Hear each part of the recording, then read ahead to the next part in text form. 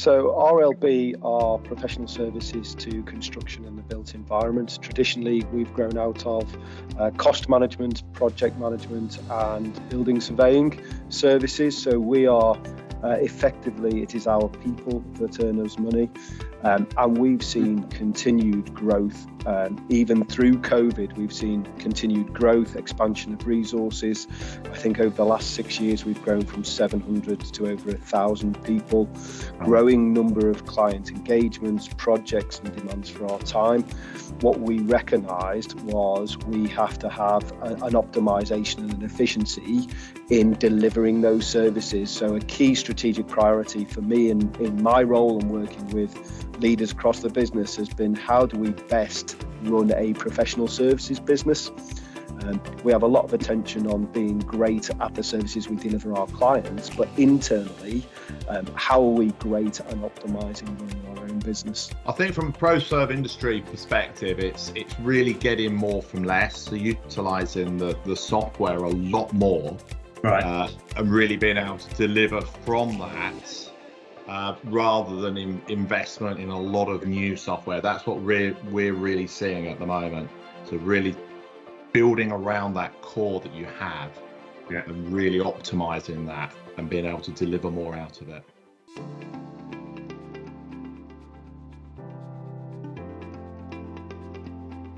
I was really pleased to see the slide actually, Tim, because I think RLB we're performing really quite well against level 5 metrics.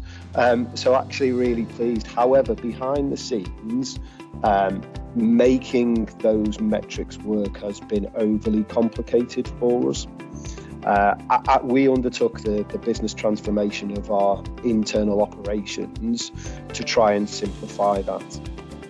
And we've had a couple of balances along the way. We have to balance the quality and nature of the services and the relationship we have with our client to running our own business.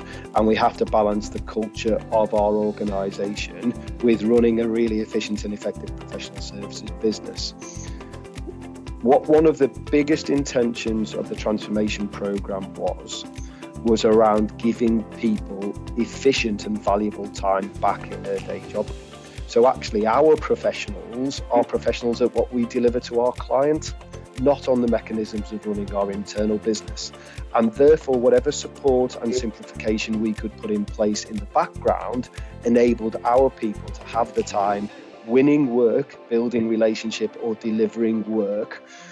And so key to us across CRM, sales pipeline, project management accounting, project delivery and financial accounting was not to place that overhead on those individuals, but to put systems in place wherever we possibly could that would simplify, integrate, collaborate and automate across that life cycle to just give those people that valuable time back.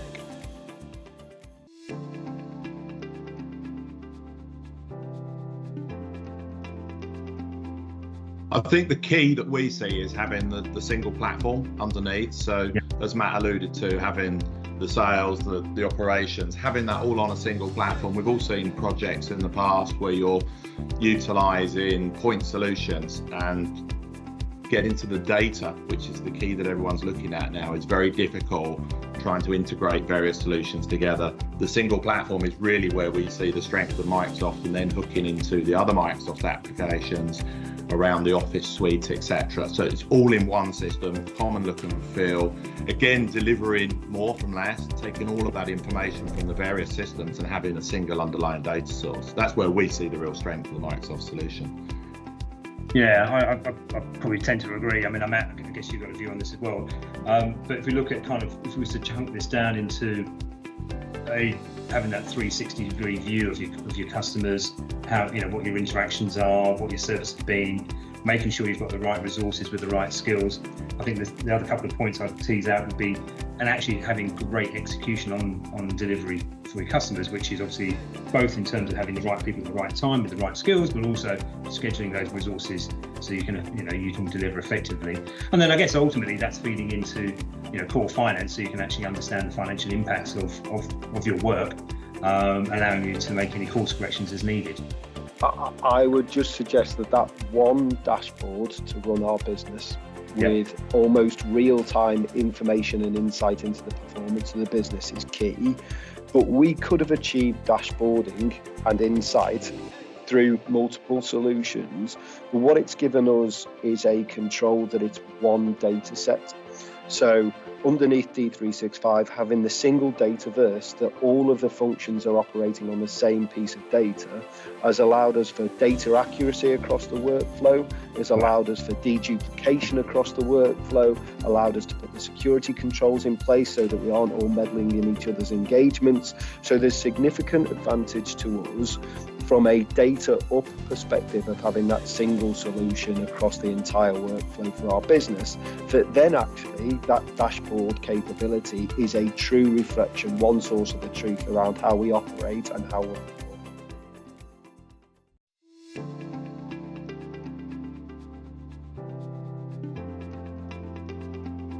Well, one of the elements that Delaware have been working on in particular with this system is bringing functionality out of Microsoft Dynamics and into Microsoft Teams so that it's front and center of where people work. And we've managed to do that using the Power Platform and using workspaces for Teams, where we can surface information and data and functionality directly from project operations or other Dynamics modules into a Teams channel where people will be working together and collaborating. What that does is it allows people to collaborate very effectively. So their work can be alongside chats with colleagues and calls and meetings, and it allows them to work directly with their colleagues on the same piece of work. And again, it's driving towards being more efficient and having all of the data in one place. So I think what you're saying there is whilst we've got some rich capabilities from the sort of core ERP applications, for the majority of people working in a pro-serve business, actually they're going to spend a lot of their time within Teams, and therefore actually just giving them the key bits of information or start key processes or end key processes within the context of Teams, within the context of the work they're doing is kind of how we're driving efficiency. Yeah, absolutely. And within Teams, we're also doing some additional bits and pieces. So we've put together workplaces for Teams to allow people to create personal views, have auto archiving of team sites when a project closes down, removal of guest access, and automatic creation of Teams sites in the first instance with predefined folder structures for files. And all of this is encouraging that collaboration. So if we create automatic team sites for opportunities, then we're encouraging collaboration within a sales team to win more work and to do so more consistently. Well, on the other side of a project, so at the end of completing, we've used workplaces for Teams in conjunction with a Teams bot so that consultants can add time recordings directly into Microsoft Teams. Yes, and ultimately we have to fill out our time somewhere. So it's about making it as quick and easy for people to do as possible. And part of that is surfacing the time entry mechanism directly where people are working so that it's quick and obvious how they can submit time. And also by having a Teams bot functionality, it allows people to avoid some of the ambiguity and confusion that can be around a complex timesheet process, because they can ask the Teams bot in natural language and get their timesheets entered that way. We've built a smart BI solution, which is a pre-built data model in Power BI that covers both the finance and project management aspects. It gives us oversight and control through from utilization tracking, fee management, all the way to project profitability. And again, it's about bringing all of that data into one place so that we can see everything that's going on and make intelligent decisions based on that data.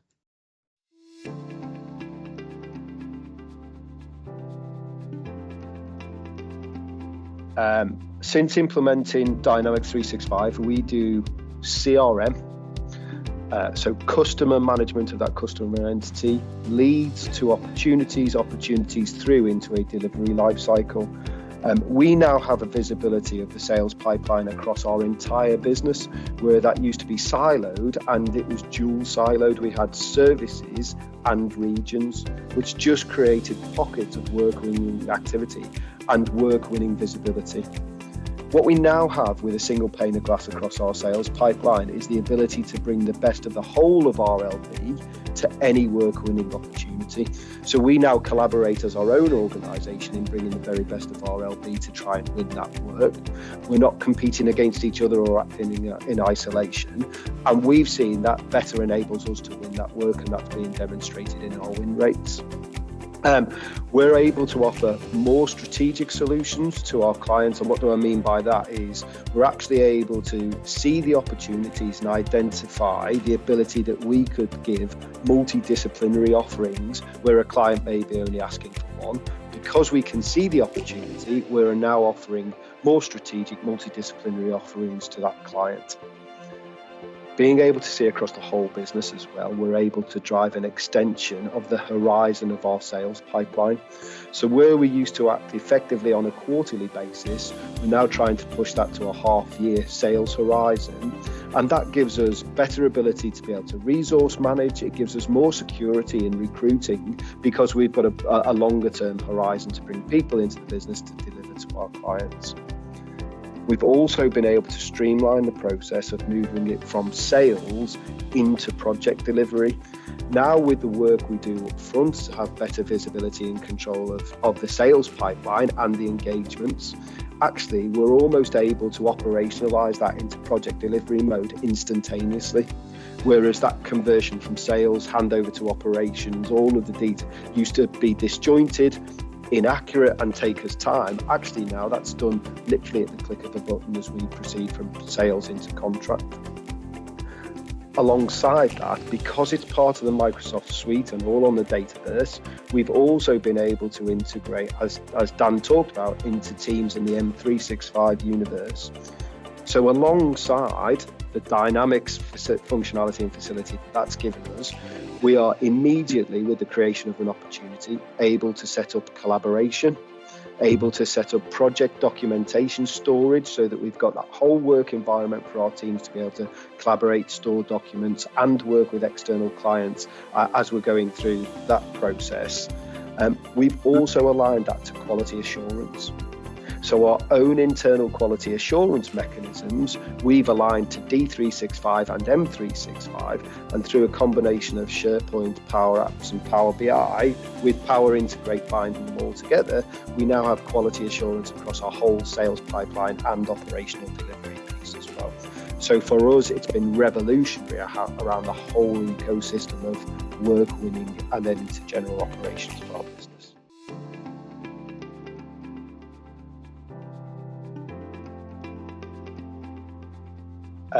Initially, resource management was a secondary focus as we concentrated on sales pipeline, project management, accounting.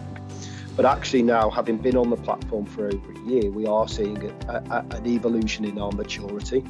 When we now tip over 1,000 employees that are being managed by the system from a timesheets perspective. And therefore, we are growing in our requirement to effectively resource manage. We know that the system is capable of shifting us from reactive resource management to proactive resource management.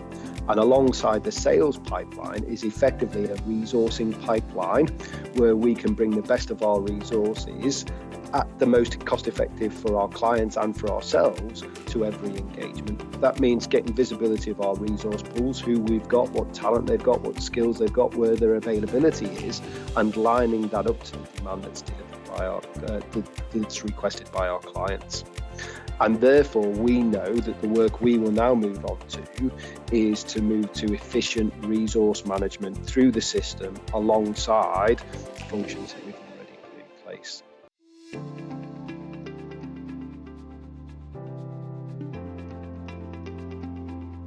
I guess we've covered off both kind of winning work, how we can collaborate better, how we can optimize with that, armed with that insight around our sales pipeline, we can obviously then better align our resourcing activities.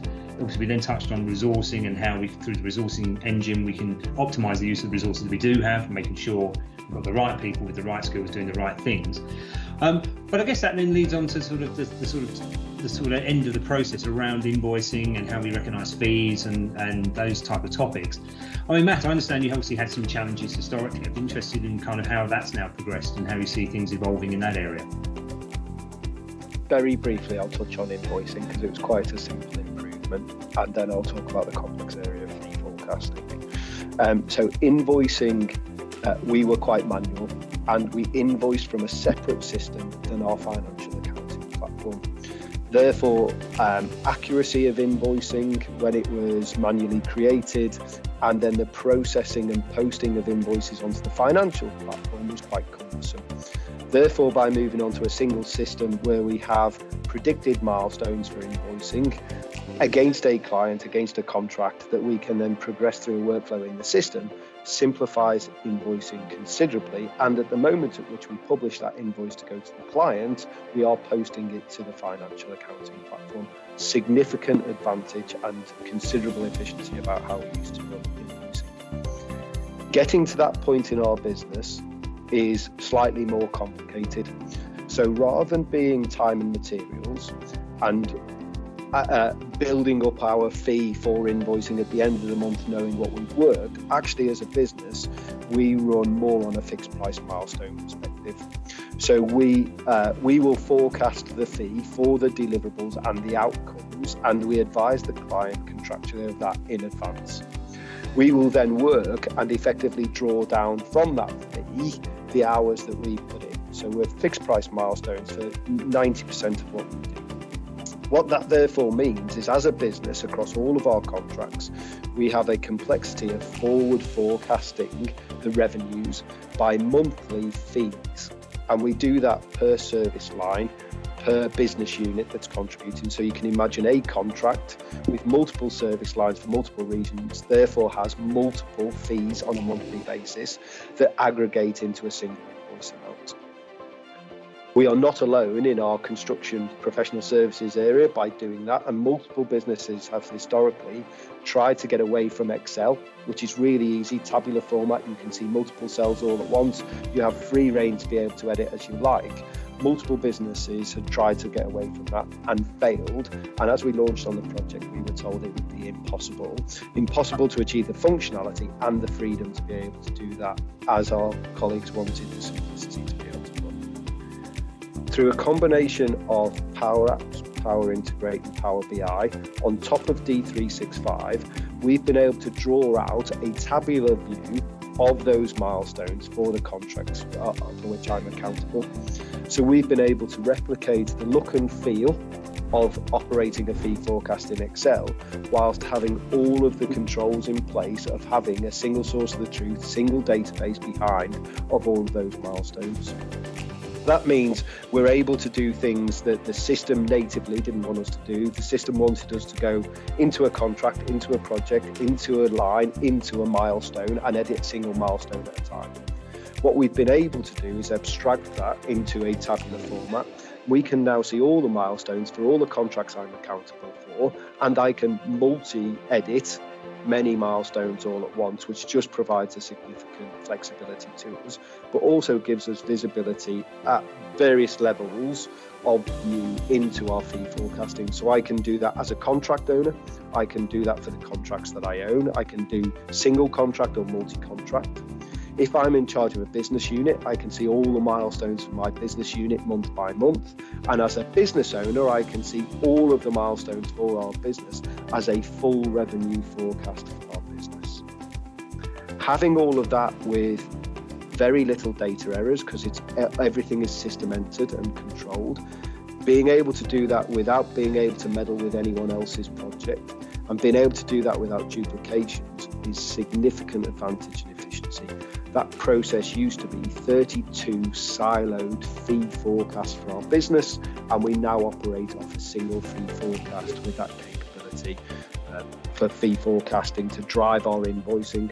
What we've also been able to do circling back to invoicing, is because we get that right up front, because we can see the whole piece on a single dashboard, is when we come to invoicing our clients on a monthly basis, I can drive invoicing from that dashboard. So I can move those fees ready for invoice through the Power App. Again, significant efficiency and optimization of how we run our business, that whilst not native off the shelf for Dynamics 365, we've been able to adapt the system to be able to work according to our business to drive optimal efficiency across fee forecasting and invoicing.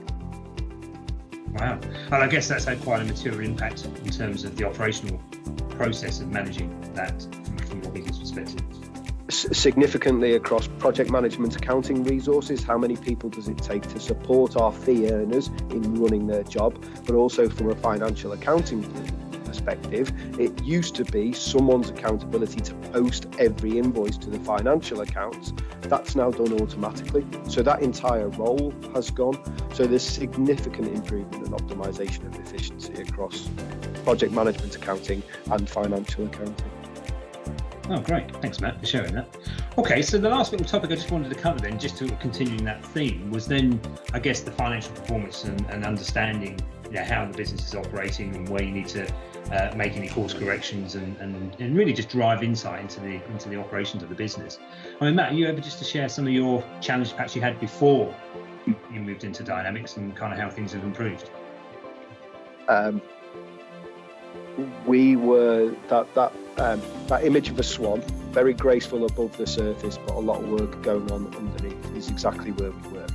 And we ran into typical complications of duplication of effort, multiple points of entry of data, and with that the risks of inaccuracy of data and clashes between different business areas meant that operational efficiency was impacted. We were investing too much time in running our own business.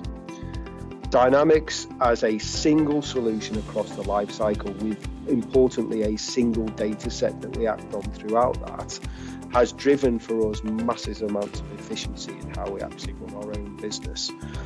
And being able to automate where we possibly can, that flow of data from lead through opportunity into contracts, through to invoicing, through to financial accounting, that's a single flow across our business, with everybody being able to work on their element of our entire business as a whole.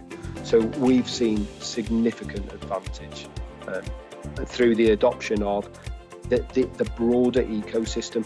So not just D365 project operations from both a CE and F&O and the out-of-the-box integration of those two, but link that with, as I've talked about, Power Automate, Power Apps, Power BI and M365, actually the much broader ecosystem of what's that provided for us is a single solution to be able to run our business with much greater efficiency. Significantly across project management accounting resources, how many people does it take to support our fee earners in running their job, but also from a financial accounting perspective, it used to be someone's accountability to post every invoice to the financial accounts.